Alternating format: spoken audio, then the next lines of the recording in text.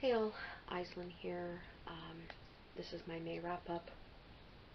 I'm going to keep things pretty brief. I'll put links for all the books I'm about to mention in the description box down below. I don't know how much filming more I'm going to get into. I have been fighting off a bit of a sinus infection, and it's gotten quite bad. So I don't know when my next video will be, but I want to at least get this one out. So for the 4 books I read outside of the series Crackdown Readathon, I read the second book in the Penryn and the End of Day series by Susan E. That one's titled World After. Highly recommend that one if you like post-apocalyptic stories with a little bit of conspiracy, a little bit of romance, that kind of thing. Angels, if you like angels, you'll love that book. And then I read the second book in the Gwen and Gareth Medieval Mysteries by Sarah Woodbury, titled The Uninvited Guest. Recommend that one if you like historical mysteries. Sarah Woodbury in general, I'm finding I'm liking her as an author a lot, and she writes a lot of mystery slash, I think she's even got a fantasy series out there. So for the 2 physical books I read outside of the readathon, neither of these were my favorites this month, but I managed to finish them and I didn't DNF them. So yay me. This one here, Baptism, Max Kinning's. It's a thriller. Basically, a bunch of religious fanatics take over a train in the London Underground. It wasn't really that great, honestly. I don't know if it's because it didn't age well. It was written back in 2012, or really what it was. I found the characters were okay. The author's writing style was okay, but the plot in general, at least for me, definitely fell short. Next was The Waking Land by Kelly Bates. Finally finished this. It's been 2 months in the making. Finally finished it. Not really a whole ton I can talk about that one. It wasn't really one of my favorites. I thought the characters were good and the plot was definitely good. Her writing was okay, but I kept losing the story and losing interest in it. So I kept putting it down and picking it up. So yeah, those are the books I read outside of the series Crackdown Readathon. For the books I read within the series Crackdown Readathon, there's only one book that I started but ended up putting aside. That was Firefight by Brandon Sanderson. I love Brandon Sanderson. I've really enjoyed all of the books that I've read of him so far. Even the first one of this Reckoner's trilogy, Steelheart, was amazing. I read literally in an afternoon.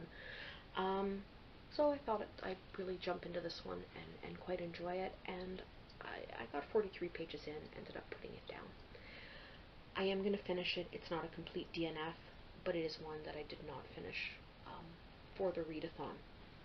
For the ones I did finish for the readathon, and my TBR did change somewhat, because I realized that there was a challenge list like the day before the readathon. So I finished the challenge for Read a Popular Book in a Series, which is the one I chose was Aurora Rising by J. Kristoff and Amy Kaufman. I particularly listened to the audiobook for that one. I cannot recommend that audiobook enough. The characters are great. The voice actor is amazing. The story, I probably even like it better than the Illuminate Chronicles, and I love the Illuminate Chronicles too. So, yeah, I do recommend that one for sure. Then, for the challenge of read a book that's 10 plus years old, slash been on your TBR forever. This one's been on my TBR probably 2 years, I want to say, and that is Scar Knight. It's a fantasy. It's pretty good. Not one of my favorites. I don't know if I'll continue on with the series that this is a part of. I found the writing a little confusing in it, but the plot and the characters seem good. It's just the writing. I kept getting lost and having to go back and reference parts to try and figure out where I was in the story and what character I was following. But it was okay. Then the other book was For the Challenge Read a First in the series. That was I actually read my big book for the month. I had read about the first 150 pages of The Smoke Thieves by Sally Green. Ended up finishing it during the readathon. Oh, what can I say? Sally Green's writing, I don't know what it is. It happened to me in her Half Bad series. It happened to me in this one. I get halfway through her stories and I completely disconnect. And it's not because the characters were bad. I mean, the characters were good. There were certainly some characters I liked more than others. The plotline was interesting. It was definitely a little unique in the what you normally see in YA fantasy. But I don't know, I got halfway through and I completely disconnected from the story, and I just had a hard time pushing forward but I did, and then the last quarter of the book I incredibly enjoyed again. So yeah, I don't know if I personally am going to pick up the second book in the series, or trilogy, whatever it ends up being, but for the first book, it was definitely okay. So yeah, that's everything in May.